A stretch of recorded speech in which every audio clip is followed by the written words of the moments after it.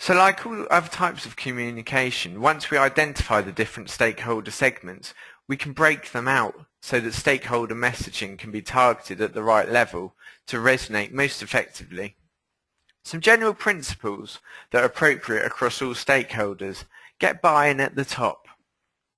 Get people on board early so they're actually involved in the creation of the programs themselves. Best way to get them bought in. This applies to things like green teams as well. Having involvement keeps people supercharged and positive.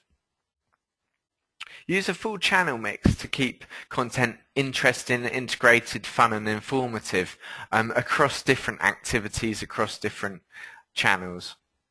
Also, make sure that scorecards are in place so that reporting can be done very simply. People can get a feel for before and after improvement, and everyone's being kept up to date. Now on to green marketing strategies. At the start of the green marketing era, in some way, it was believed that people and organisations could be polarised as to being green or not. It was believed that there was only one marketing strategy in this area. Thankfully, we've moved on from there, and you can see a range of more developed strategies here. These include things like turnaround strategies.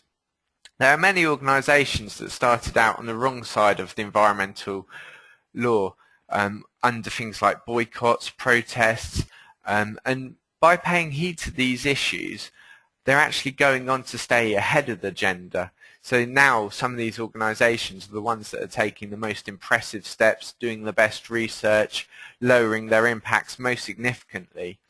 They haven't all necessarily gone on to really promote this that heavily. Sometimes a little bit concerned about the things that have happened in the past, but it's been one of those things that's contributed at a brand level to helping protect their reputation and positioning them as a forward-thinking brand. Leadership strategies. Organisations that single-mindedly work to lead on the agenda at brand level can say that they're minimising negative impact, embracing the positive. This, for example, has helped M&S through their Plan A to take them from a struggling retailer to really rejuvenate them back into one of the powers on the UK high streets. There's also the possibility that particularly smaller firms can really out-niche their larger competition. This works the same as any focus competitive advantage strategy. It allows them to compete where they don't necessarily have the resources, but they've got a more focused message, target audience, and therefore they can make a bigger noise in particular areas. Finally, we've got mission-driven organisations that have worked particularly well in the cases of things like Tom's one-for-one model, where for every pair of shoes you buy, they'll actually give a pair of shoes to someone that needs them, generally in a developing country.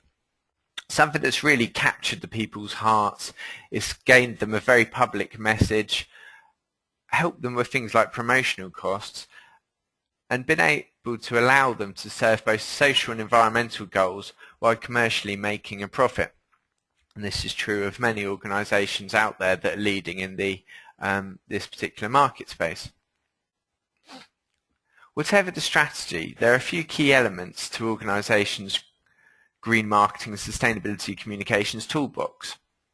Some of those that we think are most important are the actual sustainable innovation at a product level, as was mentioned in the webinar with Cranfield University, and getting that right, really leading the agenda. I mean, obviously the product or service itself is generally the most important aspect of the mix, and it's one of the places where we can lower the impacts most significantly.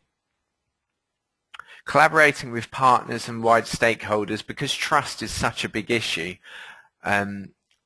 That is one way to actually get our stakeholders on board, to help them to believe the authenticity of our claims and to get more people to support the organisation. And then finally, another good way to achieve this is through eco-labels with strong substantiation that's sat behind them. When we go into communications, many experts will tell you the same thing. Where possible, tailor the messages to the particular segments and really target those effectively. Appeal on the positives with hope, empowerment, rather than the negatives that existed particularly a few years ago in green marketing, things like punishment, fear-mongering and personal attacks. This is definitely a better way to get people on board and make them feel more effective, more empowered and motivated. Work with people, develop the dialogue, obviously test the communications as in any form of marketing, and stay away from any form of greenwash.